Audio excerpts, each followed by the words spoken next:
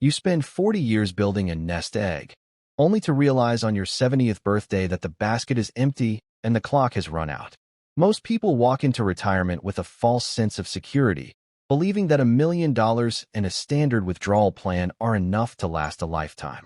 Today, we are exposing the systemic flaws that cause 90% of these plans to collapse, leaving seniors in a desperate race against their own longevity. The tragedy of modern retirement is that the rules of the game changed while the players were still using an outdated manual. For decades, the standard advice was simple: work hard, save a portion of your income, invest it in a balanced portfolio, and then live off the interest. This was a functional strategy in an era of high interest rates, stable inflation, and shorter lifespans. However, in today's economic landscape, this traditional path has become a statistical trap. The first reason most plans fail is the fundamental misunderstanding of the longevity risk. People are planning for a 20-year retirement, but medical advancements and lifestyle changes mean they are frequently living for 30 or even 40 years after they stop working. When your plan is designed to last until age 85, but your heart keeps beating until 95, those final 10 years become a financial nightmare of dependency and scarcity. The second factor in this illusion of safety is the invisible erosion of purchasing power through real-world inflation. We aren't just talking about the official government numbers. We are talking about the retiree inflation that hits the specific categories seniors rely on most: healthcare, specialized services, and quality housing. While the general cost of living might rise at 3%, the cost of staying healthy and comfortable in old age often triples that rate. If your retirement plan is based on today's prices, you are essentially trying to build a bridge that doesn't reach the other side of the river. By the time you hit age 70, the dollar you saved at age 40 has lost the majority of its strength. You find yourself withdrawing larger and larger percentages of your principal just to maintain a basic standard of living. This creates a death spiral for your portfolio. As the principal shrinks, its ability to generate future returns diminishes, accelerating the collapse. The 90% fail because they treat retirement as a static destination rather than a dynamic, evolving financial challenge that requires a constant focus on the velocity of capital rather than just the accumulation of it. The third reason retirement plans disintegrate by age 70 is a mathematical phenomenon that most investors have never even heard of: sequence of returns risk. When you are in the accumulation phase of your life, meaning you are still working and adding money to your accounts, the order in which the market goes up or down doesn't matter as much. As long as the average return over 30 years is good, you end up with a large sum. However, the moment you transition into the withdrawal phase, the math flips on its head. If the market experiences a significant downturn in the first 5 years of your retirement, while you are simultaneously taking money out to pay your bills, you are effectively selling at the bottom and cannibalizing your future. You are forcing your portfolio to realize losses that it can never recover from, even if the market bounces back later. This is the silent killer of the middle-class dream. Imagine two retirees with the exact same amount of money and the exact same average market return over 20 years.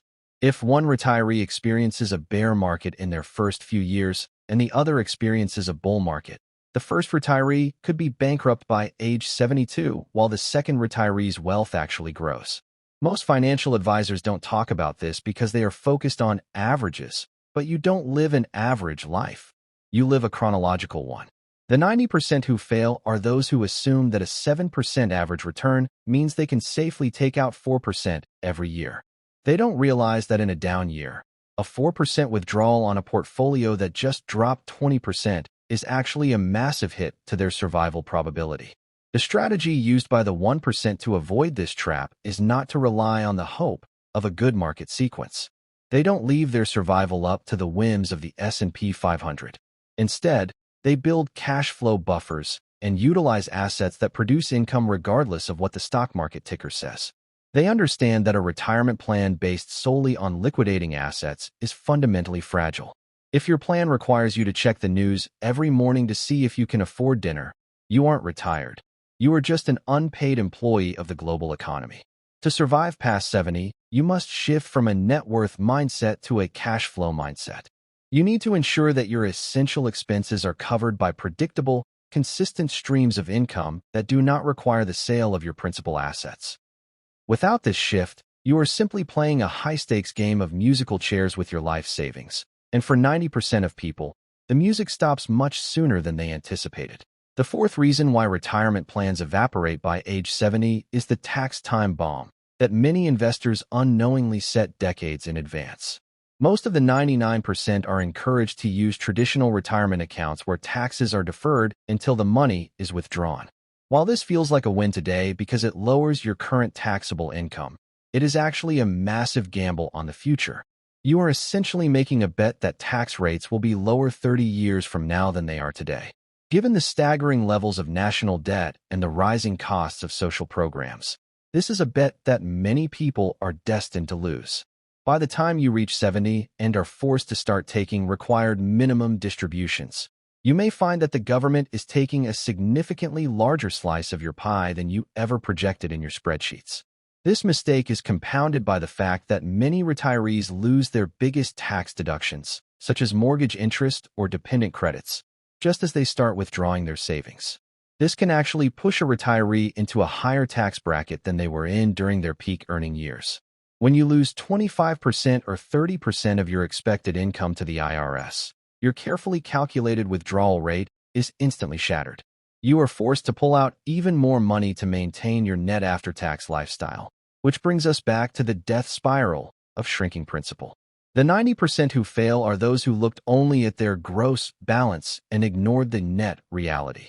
They treated the money in their 401k as if it were all theirs, failing to realize that a large portion of that balance is actually a debt owed to the state.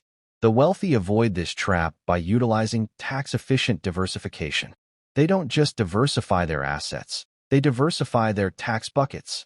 They utilize tools like Roth conversions, municipal bonds, and cash value life insurance structures to create streams of income that are completely invisible to the tax man. They understand that it's not about how much you make, but how much you get to keep. If you enter retirement with only one type of account, you have zero flexibility. You are a sitting duck for future policy changes. To survive past 70, you must stop being a tax-deferred victim and start being a tax-free strategist. You need to look at your retirement plan not as a single pile of money, but as a complex machinery of different tax treatments that can be adjusted as the political and economic landscape changes. Without this foresight, the tax time bomb will be the final blow that collapses your financial house of cards. The fifth reason retirement plans fail by age 70 is the healthcare black hole. Most investors assume that insurance or basic government programs will cover their medical needs as they age. They look at their current health and project it forward, failing to realize that healthcare costs don't rise linearly. They explode exponentially in the final decades of life. When you are 40, a doctor's visit is a minor expense. When you are 75, a single chronic condition or a need for long-term care can cost more per month than your entire mortgage used to cost. This is the hidden predator that waits until you are at your most vulnerable to strike. The 90% fail because they treat healthcare as a maybe expense instead of a guaranteed liability. In the financial world, we call this a systemic shock. If you haven't specifically ring-fenced a portion of your wealth for long-term care or high-deductible medical emergencies, you are essentially self-insuring with your retirement fund. One major surgery or a few years of assisted living can wipe out 30 years of disciplined saving in less than 30 months. This is where the death spiral reaches its peak. You are forced to liquidate assets at an alarming rate just to stay alive and comfortable, leaving nothing for your spouse or your legacy. The wealthy manage this by utilizing health savings accounts, HSAs, as a secondary retirement vehicle and investing in specialized long-term care structures early.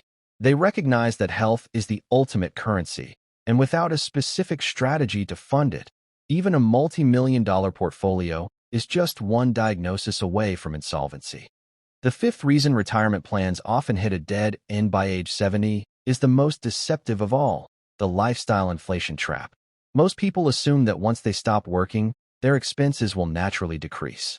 They imagine a quiet life where they no longer have to pay for professional wardrobes, daily commutes, or high-stress social obligations. However, the reality of modern retirement is often the exact opposite. When you suddenly have 40 to 60 additional hours of free time every single week, that time must be filled with something. For many, that something involves travel, hobbies, dining out, and visiting grandchildren, all activities that carry a significant price tag. The 90% who fail are those who underestimated the cost of their own freedom. They built a plan to survive on a fixed income, but they didn't build a plan to actually live a fulfilling life. This gap between expectation and reality leads to a rapid depletion of capital in the early, active years of retirement, leaving the portfolio too weak to sustain the later, more expensive years of healthcare needs. Furthermore, we must address the wealth transfer trap. Many retirees feel a deep emotional obligation to help their adult children or grandchildren with major life milestones, such as buying a first home, paying for a wedding, or funding an elite education. While these intentions are noble, they are often the final nail in the coffin for a retirement plan. When you withdraw a large lump sum to help a family member, you aren't just losing that cash. You are losing the future compounded growth of that cash. You are effectively sacrificing your own financial floor to provide a ceiling for someone else. The 1% understand that the greatest gift they can give their family is their own financial independence, ensuring they never become a burden. They set strict boundaries on wealth transfer, using only the overflow of their production assets rather than touching the core of their retirement engine. The final component of this trap is the psychological shift from earner to spender. For 40 years, your brain was wired to watch numbers go up. The moment you retire, you have to watch those numbers go down. This creates a state of perpetual anxiety that often leads to poor decision-making. Some retirees become so paralyzed by fear that they stop spending entirely, living a life of unnecessary scarcity despite having millions. Others go the opposite way, overspending to mask their insecurity about no longer being a productive member of the workforce. To survive past 70, you must develop a dynamic spending strategy that adjusts based on portfolio performance and real-world costs. You cannot rely on a static withdrawal rate in a volatile world. The 90% fail because they refuse to adapt their lifestyle to the changing math of their reality, choosing instead to ignore the warning signs until the accounts are beyond saving. True wealth isn't just about how much you have. It's about having a system that is robust enough to handle your human desire for a rich, active, and generous life without collapsing under the weight of its own success. The sixth reason retirement plans crumble by age 70 is often hidden in the fine print of the very institutions you trust to protect your future: institutional greed and the hidden friction of fees. For decades, the financial services industry has built a labyrinth of small charges, management fees, expense ratios, 12b-1 fees, and advisory costs that seem insignificant when they are presented as a mere 1% or 2%. However, when you apply the math of compounding over a 40-year career and a 30-year retirement, these fees become a catastrophic wealth leak. A 2% annual fee doesn't just take 2% of your money. It can potentially consume up to 40% or 50% of your final nest egg's value because it eats away the seed corn that was supposed to grow into your future harvest. By the time the average investor reaches age 70, they realize that their silent partner, the financial institution, has walked away with a massive portion of their life's work without taking a single cent of the risk. This friction becomes even more deadly during the withdrawal phase. When your portfolio is down and you are taking out 4% for your living expenses, adding another 1.5% for professional management means you are effectively liquidating 5.5% of your assets in a declining market. This accelerates the depletion of your capital to a point where recovery becomes mathematically impossible. The 90% who fail are those who outsource their financial sovereignty to experts, who are incentivized to keep them inexpensive, actively managed funds that rarely beat the market after fees are considered. They were sold a dream of professional oversight, but what they actually bought was a high-priced subscription to mediocrity. These fees are the termites in the structure of your retirement. You don't see them working, but one day you wake up and the entire house collapses under its own weight because the foundation has been hollowed out. The 1% operate differently. They are fee hawks who understand that every basis point saved is a guaranteed return on investment. They move toward low-cost index funds, direct ownership of real estate, and transparent fee structures where they pay for specific advice rather than a percentage of their total wealth.